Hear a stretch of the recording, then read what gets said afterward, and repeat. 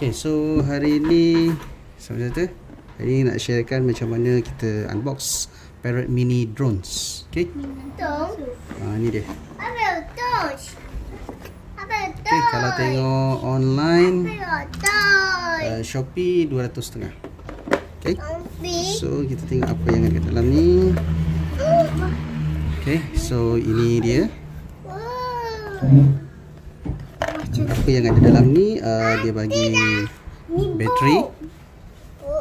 Okay, ini adalah model-model dia. Apa ini? Macam baik. So kita lihat apa yang dalam kotak. Okay, ini adalah dia punya. Tengok apa benda ni. Ni adalah manual dia. Things.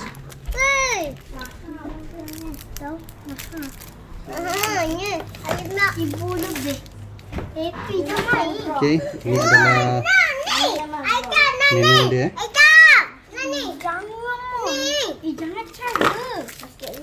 Okay, ini dia bagi satu set bateri. Dan yang ini set dia lah. Okay, dia charger.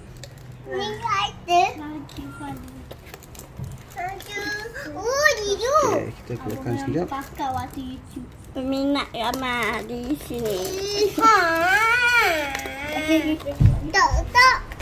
Dah sampai dengar lagi nangis. So inilah dia. Drone dia. Okay.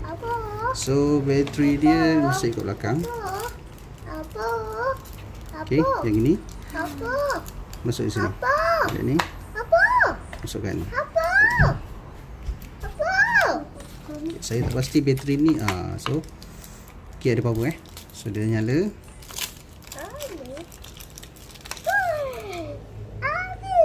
Okay, drone ni dah nyala. Saya tak pasti ada on off ke tidak. Maybe ada. Alright. Kena pilih one je. Okay, so ni charger dia. Kalau kita nak charge nanti, di belakang sini kita boleh charge. Okay, so dan apps dia, kalau anda lihat pada Play Store, sorry, untuk Play Store, nama dia adalah Free Flight Mini. Okay, Free Flight Mini.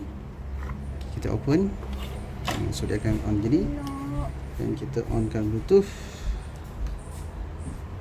Turn on Bluetooth pada device. Okay, kita onkan Bluetooth pada device.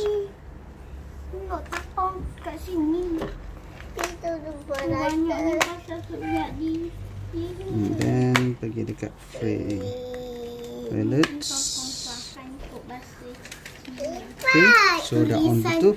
Dia bagi tahu yang seterusnya adalah connect to drone. So kita connect to drone. Dia akan jadi warna hijau. Okay. So establish connect. So dan yang ketiga, ada sini lah bang. kita pilih adalah Swat lah. Drone kita pilih. Yang ni adalah fly. Tap to fly. Abang sini. Dan dia dah keluar dah ni. Nampak?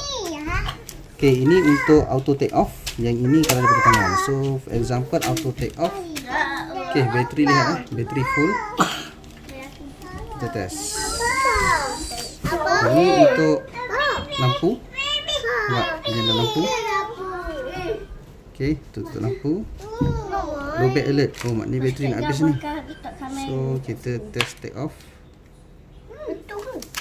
Boleh letak kamera. Amat letak atas lekuk. Okay, so sekarang ni dia bunyi.